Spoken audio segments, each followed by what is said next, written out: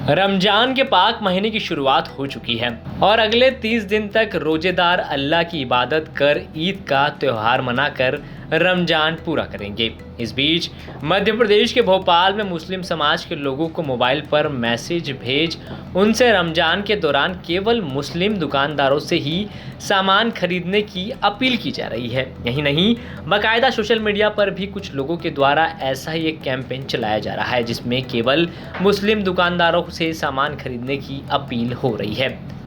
अली, सौरभ, तनवीर जैसे नाम के हैंडल से ऐसे पोस्ट किए जा रहे हैं। हालांकि भोपाल का मुस्लिम समाज ऐसी अपील को सिरे से खारिज कर रहा है और इसे समाज को बांटने की कोशिश के तौर पर देख रहा है।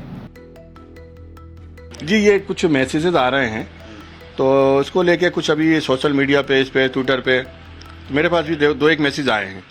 तो मैंने देखा एक दिन पहले आया था, रमज़ान जब से शुरू हुआ, तो फिर मैंने उसको इतना गंभीरता से नहीं लिया, मगर लिया तो फिर देखा, मैंने कहा इस टाइप की बात है कि मतलब जो अफ्तार का सामान है या जो भी चीज़ें हैं मतलब रमज़ान में वो हिंदू भाइयों से न लिया जाए, वो मुस्लिम भाइयों से लिया जाए।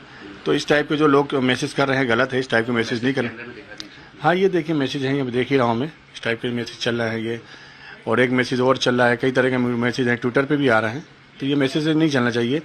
चाहे हमारे हिंदू भाई की तरफ से अगर इस टाइप के मैसेज चले तो वहाँ से भी नहीं चलना चाहिए, अगर मुस्लिम भाई की तरफ से ये मैसेज चलता है तो यहाँ से भी नहीं चलना चाहिए। उसमें मैसेज आ रहे हैं कि आप जितना भी सामान है वो अपने भाइयों से ख़रीदें, किसी भी तरह से गैर मुस्लिम लोगों से नहीं ख़रीदें। इस तरह के जो है वाहियात मैसेज जो हैं और आ रहे हैं हमारे मोबाइलों पे, और हमारे काफ़ी दोस्तों के पास भी आए हैं ऐसे मैसेज, जो कि हम उनको नज़रअंदाज करते हैं और उनका किसी भी तरह से उनका सपोर्ट नहीं करते। तो देश के प्रत्येक नागरिक से मोहब्बत करने की हमारा धर्म जो है वो हमें सीख देता है।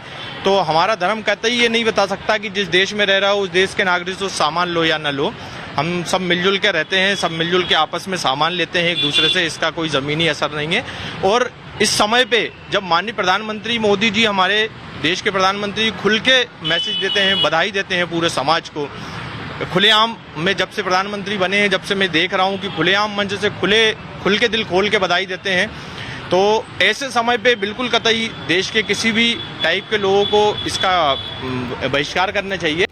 वहीं इस मामले पर अब सियासत भी शुरू हो गई है। बीजेपी विधायक और पूर्व प्रोटेम स्पीकर रामेश्वर शर्मा ने कहा कि जब हिंदुओं के कुंभ में मुस्लिमों को दुकान नहीं लगाने की बात होती है तो खूब हल्ला होता है, लेकिन तब हल्ला करने वाली राजनीतिक पार्टियां अब क्यों चुप हैं, उन्हें ये बताना चाहिए। तो वहीं कांग्रेस बीजेपी पर हमलावर है। कांग्रेस नेता मुकेश नायक का कहना है कि पिछले 10 सालों के दौरान देश में माहौल इतना खराब कर दिया गया है कि लोग अपने अपने धर्मों से खरीदारी की बात करते हैं। मुझे लगता है कि ये जो मुहिम चला रहा है, या तो समझदार मुसलमानों को या इमामों को या जो भी मुसलमानों के धर्मगुरु हैं उनको इस बात पर देखना चाहिए कि इस तरह की बदतमीजी क्यों हो रही है। दूसरा मेरा आग्रह है कि अगर यही बात साधु सन्यासी जब दूसरे लोग उठाते हैं तो बड़ा वो करते हैं। कुंभ के मेले में जब ये बात उठाई तो बड़ा हंगामा मचा दिया, जबकि कुंभ तो बेसिकली शुद्ध हिंदुओं का एक पावन संगम था। रमजान तो पूरे देश भर के मुसलमान कोने कोने में जहाँ रहते हैं सब मनाएंगे। रमजान में किसी को नमाज पढ़ने की मनाही तो नहीं है। रमजान में नमाज पढ़ो, खूब ईद मनाओ, किसी को क्या परवाह, लेकिन सामान भी अब मुसलमान के ही घर से खरीदो। ये जो बात कही जा रही है और इसका जो ट्विटर पर मुहिम चलाई जा रही है, मुझे लगता है कि सपा बसपा या कांग्रेस अब चुप क्यों है। इस तरह के मैसेज मैं पहली बार देख रहा हूं कि मुस्लिम भाइयों के ये संदेश आ रहे हैं कि सामान सिर्फ मुसलमानों की दुकानों से खरीदे, दूसरी जगह से न खरीदे।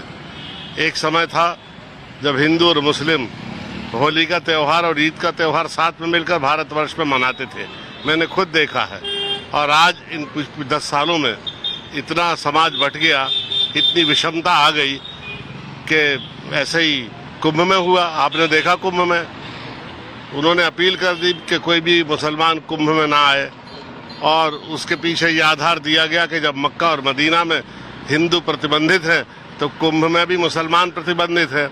हमने कहा ठीक है भाई, लेकिन अब जो ये मैसेज आ रहे हैं कि हिंदू हिंदू की दुकान से सामान खरीदे, मुस्लिम मुसलमान की दुकान से सामान खरीदे, ये दुर्भाग्यजनक है और भारत के समतामूलक स्वभाव के विपरीत है। फिलहाल सोशल मीडिया पर इस तरह से द्वेष फैलाने वाले हैंडल्स के खिलाफ कार्रवाई की ज़रूरत है, क्योंकि ये लोग दो समुदाय को भड़काने की कोशिश कर रहे हैं, जो ना तो समाज के लिए ठीक है और ना ही देश के लिए। ब्यूरो रिपोर्ट MP तक।